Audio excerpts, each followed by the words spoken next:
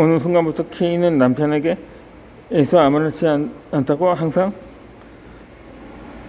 괜찮은 척을 했습니다. 고민을 이야기하고 슬픔을 나눌 수 없었습니다. 짐이 되기 싫었고 짜증나는 말 듣기 싫었습니다. 결국 K는 마음속에 하나둘씩 숨길 수밖에 없었습니다. 나중에는 기쁜 일도 말하기가 싫어지는 지경까지 왔습니다. 결국 모든 마음에서 멀어졌고 잠에 있던 정도 떨어졌습니다. 결혼 생활이 행복하지 않다고 느꼈습니다. 이 괜찮지 않은데 괜찮은 척하며 살아가는 건 행복하지 않습니다. 물론 힘들다고 말을 해도 결과가 달라지는 건 아닙니다. 하지만 누군가 자신에게 많이 힘들었지, 그래 그건 정말 힘들 수 있겠다며 따고 위로의 말 한마디만 들어도 힘이 생깁니다. 신기하게도 진심으로 위로받고 내 편이 된다는 것에 든든합니다. 하지만 힘들어도 힘들다고 말하지 못하며 살아가는 것은 마음의 병까지 얻을 정도로 괴롭습니다.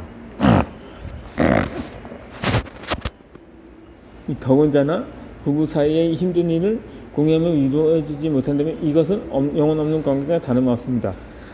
수도통에서 없어서 받는 고통은 생각 이상으로 아픕니다.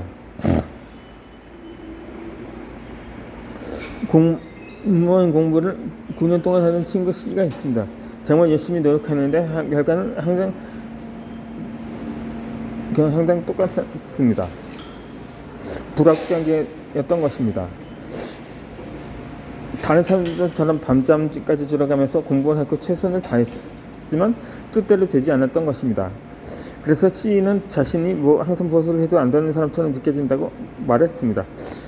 오랜 시간 공무원이라는 직업 하나만을 바라보며 공부해서 C는 나이가 많이 들었고 다른 무언가를 시작할 수 있는 자신감도 없었습니다. 자존감이 많이 낮아진 상태였습니다. 이것은 자신의 인생에 대한 부정적인 생각을 할 만큼 극심한 스트레스입니다. 어쩌다가 친구 C는 청년 1살짜리 지원사업 상담을 받으러 갔습니다. 조언을 얻어서 C는 회사에서 사무실로 취업하게 되었지만 C는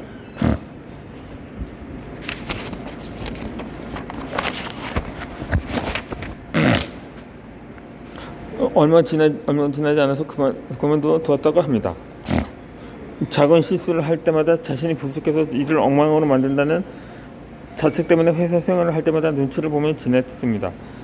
이런 감정이 점점 심해져서 C는 더 이상 회사에 다니는 것이 불행하다는 생각이 들었던 것입니다. 이 스트레스를 받지 않고 살아갈 수는 없습니다. 하지만 어떤 이유로 스트레스를 받는지 그 원인을 알고 있다면 조절은 가능합니다. 그리고 어느 정도 해결 방안도 있습니다. 남으면 많이 있는 것에서 걸어가서 해상도까지 자신이 좋아하는 음식 먹기, 좋아하는 노래 음향을 평소보다 크게 틀어서 듣기, 예쁜 옷을 사거나 친구들을 만나서 대화하기 등이 있습니다. 지금 처한 상황이 고통스럽게 힘들고 우울할 수가 있습니다. 누가 살면서 인생의 골고루 모색했습니다. 하지만 그 상황을 자책하며 괴로워하지 맙시다. 그리고 포기하지 맙시다. 각자 나름대로 다른 취향에 따라 스트레스를 잘 최소화하여 조금 더 긍정적으로 행복하게 살면 좋겠습니다.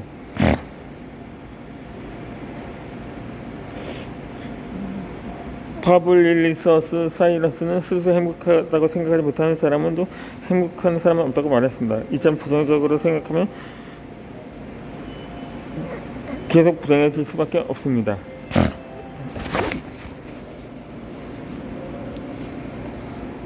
베스리사 소녀는 행복은 바로 지금 그 행복을 느끼가 됐습니다. 그러면 지금부터 나는 행복한 사람이라고 말합시다. 앞으로 행복한 일이 계속 생길 것입니다.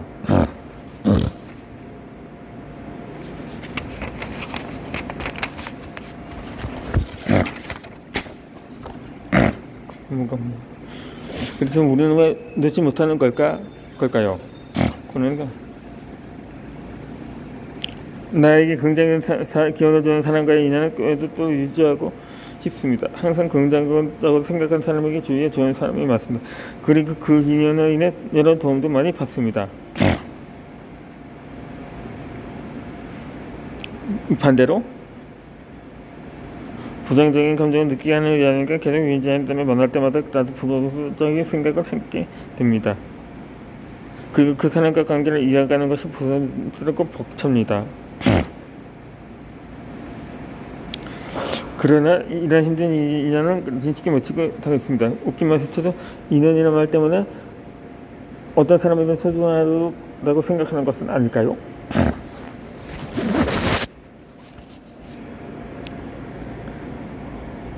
친구 W는 남자친구와 13년 동안 연애를 했습니다. 대학생 때 스키퍼 코스로 유명을 했는데 졸업 후에 친구 W는 대구에 살고 있고 남자친구는 서울에 살고 있습니다. 주말마다 만나서 데이트하며 잘 지냈습니다. 하지만 보고 싶어도 만날 수 없었기 때문에 둘은 항상 외로웠습니다. 이 한 번 만나기 위해서 많은 시간과 비용이 소모되었습니다. 그래서 매주 주말마다 만났던 데이트가 2주에 한 번씩 보게 되었고 나중에는 한 달 만에 만나게 되었습니다. 장거리 연애를 시작하면서 걱정하던 것이 현실로 되었습니다. 남자는 친구 W에게 거짓말도 했습니다. 거리가 먼 곳에 살고 있으니 W가 모를 것이라고 생각을 했습니다. 이렇게 둘은 서로 신뢰도 조금씩 잃어가고 있었습니다.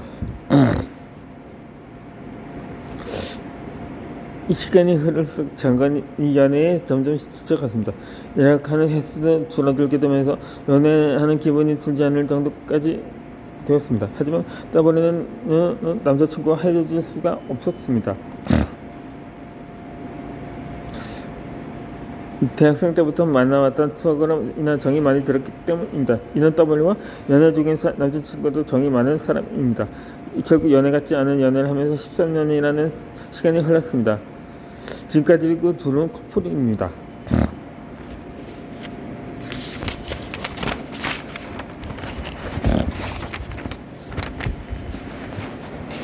하지만 헤어질 생각은 하지 않고 있습니다. 오래된 친구 같은 사이입니다. 헤어진다면 친구 한 명 잃은 것과 같은 기분이라고 했습니다. 하지만 이 관계는 억지로 붙잡고 있는 사이처럼 보입니다. 시간이 많이 흘러서도 냉정히 둘 중에 한 명이 냉정하게 손을 놓았으면 어떻게 되었을까요? 각자 더 행복한 연애를 할 수 있지 않았을까요? 여러 분야의 사람이 있습니다. 소심한 사람, 배려심이 없는 사람, 이기성인 사람, 거짓말을 잘하는 사람처럼 다양한 성격의 사람들이 있습니다. 해로운 사람과 소통하면서 지내는 것은 좋지 않습니다. 물론 나와 깊은 사이라고 해서 겉으로만 좋은 척을 합니다. 그러나 실질적으로 남보다 못한 사이입니다. 나쁜 사람인 걸 알면서 그 연인은 마음대로 놓지 못습니다. 소심하거나 우르르다는 성격 때문에 아니라 정이 많아서 그렇습니다. 대체로 정이 많은 사람들은 마음이 여립니다. 그래서 상대방이 아무리 나쁜 사람이라도 냉정하게 행동하지 못합니다. 바로 김민선 씨. 어느 한 부부가 있습니다. 부부에게는 어린 아들이 있습니다. 이제고 10개월이 되었습니다. 저도 지나지 않은 갓난 아이입니다. 그런데 부부 사이가 원만하지 않습니다. 아기가 어려서 육아가 힘든 아내와 바쁜 회사 생활을 지친 남편은 때도 없이 싸우게 되었습니다. 둘은 각자 서로 스트레스가 많이 쌓였습니다. 그래서 이것으로 인해 매우 예민해진 상태입니다. 예전보다 더 많이 싸우며 오해가 깊어져 갔습니다. 싸우게 되는 횟수가 잦아질수록 부부는 점점 지쳐갔습니다. 나중에는 같은 공간에 같이 있는 것도 싫어지는 감정을 느끼게 되었습니다. 결국 둘은 같은 집에서 함께 생활할 수 없다고 생각합니다. 그러나 부부에게는 어린 아들이 있습니다. 이혼이라서 한다면 나중에 아들이 커서 받을 상처는 어떻게 보듬어줘야 할지 막막했습니다. 결국 부부는 아들이라는 공통된 목적 때문에 헤어지지 못하고 부부 사이를 유지하고 있습니다. 서로에게 좋지 않은 감정을 가지고 살면서 아들을 위해 참고 버티며 지나는 부모는 마음이 힘듭니다. 이 현재는 남편이 회사가 많이 바빠진 것이 사실입니다. 하지만 이것도 지금 진행 중인 업무가 잘 마무리되면 연으로 됩니다. 그때까지 기다리면 부부가 배려해주고 이해해야 하는 둘의 사이가 괜찮아질 수도 있습니다. 지금 부부가 이혼하면 아들이 받을 마음의 상처가 큽니다. 정신적으로 심각하게 고통받을 것이 분명합니다. 이런 감정적인 부분이 너무 염려스럽습니다. 그래서 부부는 서로 놓지 못하고 있습니다. 그런데 보통의 대부분 부부는 이렇게 살고 있습니다. 정말 너무 싫은 사람입니다. 이미 정이 다 떨어졌습니다. 같은 공간에 있는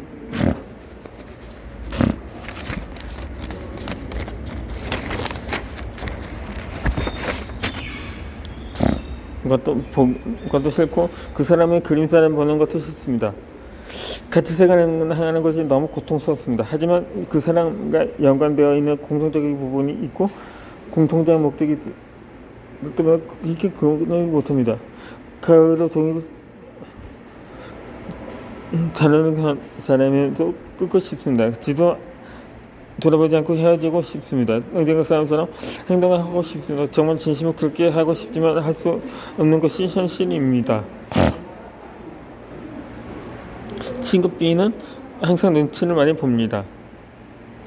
B가 친구 C에게 어떤 질문을 했습니다. 그런데 C가 마침 그때 언정을 하나 주기였습니다. 하지만 친구에게 연락이 왔으니 빠르게 답장을 해야 된다고 생각했습니다. 그래서 C는 짧은 답장이 왔지만 그 질문에 대한 답장을 보냈습니다.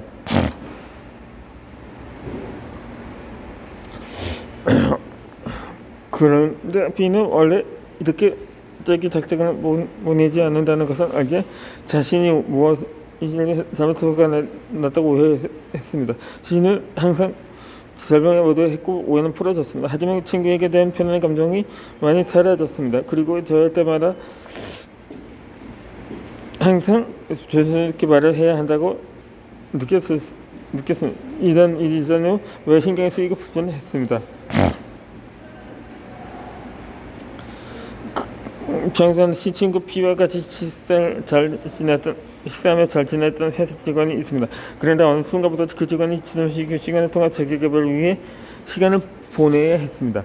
그래서 회사 직원은 더 이상 P와 함께 점심시간을 하는 것이 곤란해졌습니다. 매번 집에서 도시락을 만들어 먹고 밥을 먹는 시간을 아끼게 하며 개인적인 시간을 보냈습니다. 하지만 그런 모든 P는 신경이 쓰였습니다. 자신이 무엇을 해서 잘못해서 화가 났을 거라고 착각했습니다. 회사 직원으로부터 점심시간을 같이 보내지 못하는 이유에 대해 제도적 설명을 들었음에도 끊임없이 오해했습니다. 그래서 P는 그 직원과 자신의 관계가 멀어져 간다고 느꼈습니다. 혼자만의 착각입니다. 다시 가까워지려고 노력하기 위해 회사 직원에게 매일같이 커피와 간식을 사다 주었습니다. 하지만 회사 직원은 달라질 것이 없었습니다. 자기 개발을 위해서 여전히 점심시간을 이용했습니다. 결국 P는 지쳤고 그 직원을 자신의 착각으로 인해 혼자 스스로 미워하곤 했습니다. 이 상대방이 변했다고 느껴집니다. 과거에 좋아했던 순간을 그때 그 상태를 유지하고 싶어 합니다. 관심이 집착으로 바뀐 것입니다. 오해가 있든 아니든 상대방으로부터 달라진 모습을 느낍니다. 그는 자신이 또 똑같이 차갑게 행동하는 사람들이 생각보다 많습니다. 그러면 그렇게 지내다가 서서히 넣어버리면 됩니다. 하지만 이렇게 행동하면 상대방에게 자신과 똑같은 상처를 주게 된다고 느낍니다. 그래서 보통의 사람들은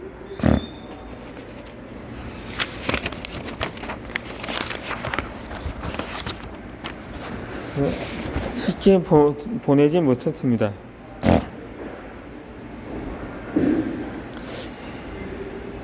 보내지 못했습니다.